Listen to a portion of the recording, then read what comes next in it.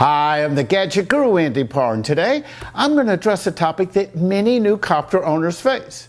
And that's simply, now that I have my copter that takes these gorgeous high-resolution videos, what do I do with them? How do I produce a video? Well, I'm going to tell you the basics that you need to know to get started. And that starts right now on the Gadget Guru.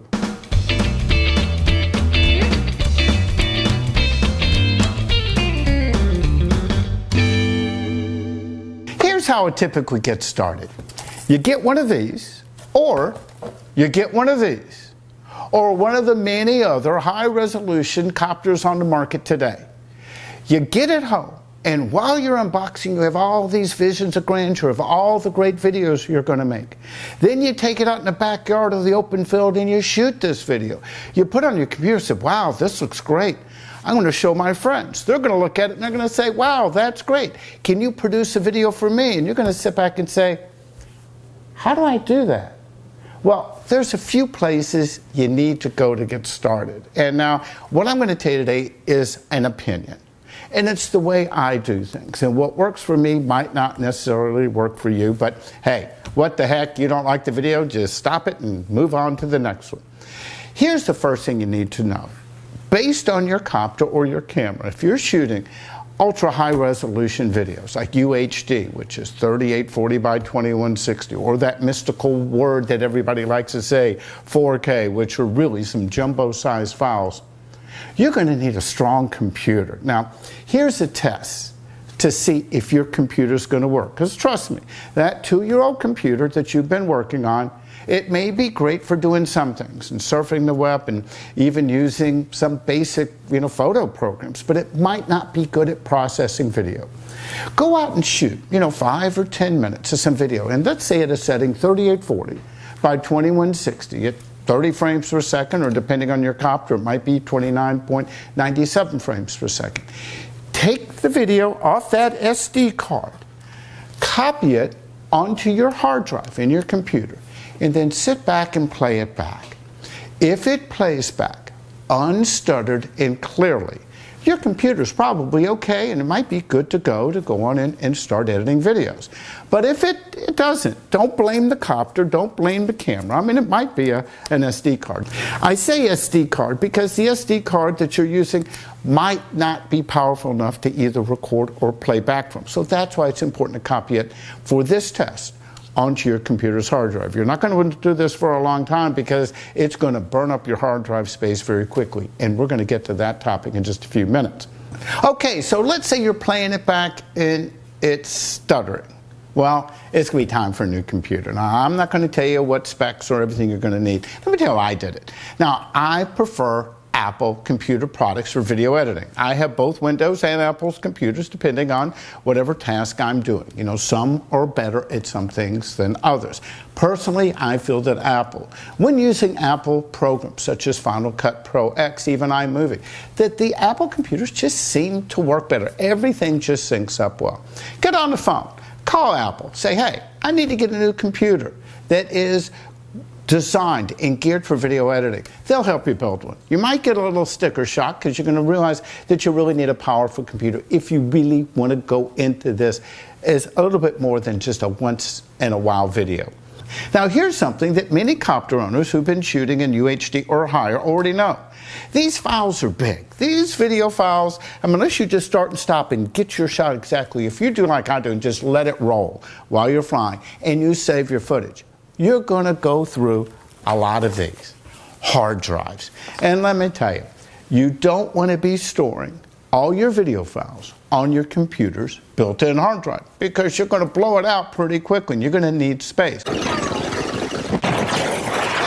Now, it might not be a bad idea to be using your computer's hard drive for editing. And then that way, when you're finished, copy it over to a hard drive. Personally, I go in and just do everything outboard. My workflow is very simple. When I take my micro SD card out of the copter, put it into the adapter, put it in the computer, and I copy it over to a hard drive, and I work from there. I'm fortunate I have some pretty strong computers. I use a MacBook Pro that is full-blown. I also have a Mac Pro that is absolutely designed, built, and engineered for video editing, so I don't have those problems. Now, I use either USB 3.0 or Thunderbolt connected hard drives. And that way I get pretty good speed. In fact, on my Mac Pro, I'm using a Thunderbolt 2.0, and that thing flies like it's a built-in drive, and that goes well.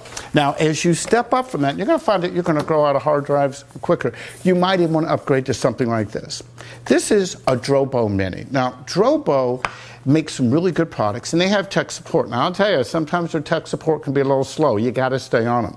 But this one here has 4 built-in SSD drives. Now, I'll tell you why I like these for editing.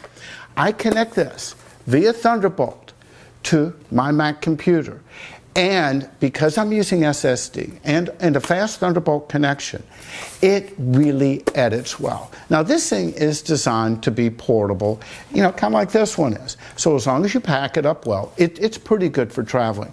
Now, what you're going to find out down the road is that you're going to need a place to store your files. And again, this is not a commercial for Drobo. But I also use Drobos, and as you can see, I got a bunch of them. And the one thing Drobo does, whether it's the Mini or something like this 5D, you can load multiple drives in here. Like on the 5D, for example, 5. But what they have is redundancy. Out of the box, as long as you have at least 2 drives in there, you'll have redundancy. Now, here's what that means. If one drive fails, your data is spread across the drives in an array. You're going to get a notification. You're going to look and see a red light on there, and you're going to know, I need to change that drive. You can hot swap the drive. You take it off, you pull the drive out, and then you insert it right back in. It might take a few hours. It might even take a few days or longer, depending on how much data and how many drives you have in your array. And what it's going to do, it's going to rebuild it. Now, once you get additional drives and you have this thing filled up, you can set it to dual redundancy. Now, let me tell you what's very cool about that. If 2 of your drives fail, it's not going to be a problem because you can get notification and you're going to have the opportunity to insert them back in and rebuild it. You're not going to lose data. The other thing that's important once you're using any hard drive that requires power, get a battery backup. The last thing you want to be doing is be working on a project or have something stored on your hard drive and get a power surge or a power outage and lose your work. It can happen. Get a UPS battery backup, and you're going to find out just one time it could save your files. Now, here's the other thing, and this is probably the most important thing to know. Video editing programs take time to learn. You're going to get people who are going to chime on this thread, say, oh, Adobe Premiere is the great, or I use iMovie, or I use something I downloaded for the internet for free. That's fine. Personally, I use Final Cut Pro X. Now, if you have an Apple computer, it's going to come with iMovie on there.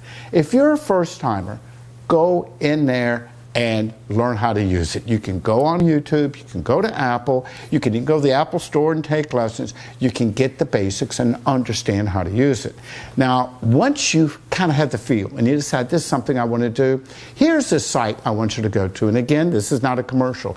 This is the site I use, izzyvideo.com. Now, let me tell you why I like Izzy. What Izzy does, he does online tutorials, and he's got a vast library of a lot of things that have to do with editing and animation. And what I like about him, he assumes you know very little. He doesn't talk down to you. He has a very easy to understand demeanor and pace. He breaks his lessons up into bite-sized morsels. I tell you what I do. I use it as refresher classes. I've taken this class like when I'm on airplanes, and I'll put them on my computer's drive, and I'll watch little bits and pieces. Sometimes I might get stuck on a project. Go, what am I doing wrong here? Well, let's see what Izzy says. And let me tell you, it's something I would recommend. Now, I think he has these membership programs. I don't remember if it's 6 months or a year for $100. He typically has them on sale for $60 or less. But it is a worthwhile resource to have. Now, anyway, I can't use this lesson to absolutely show you how to edit. Izzy can. But these are the basics that you want to know, that if you've purchased your copter or gotten a new camera and you want to get into video editing, these are the basics that you got to know. I hope this helps. So that's it for now, except for one more thing. Well, really it's 2, but it's actually 1. If you'd like to be notified when I produce a new video or post a new story online, Just go to facebook.com/Gadget Guru and like us. You can also click right down here and subscribe to my channel on YouTube. This way you're notified. It's free. It costs you nothing. There's no spam. Don't forget to leave your comments, and I make every attempt to reply to legitimate comments. Okay, you knuckleheads, I'm not going to reply to everything, but I do my best. You have a question, if I have an answer, I'll do my best to get back to you in a timely manner. I'm the Gadget Guru, Andy Pargh.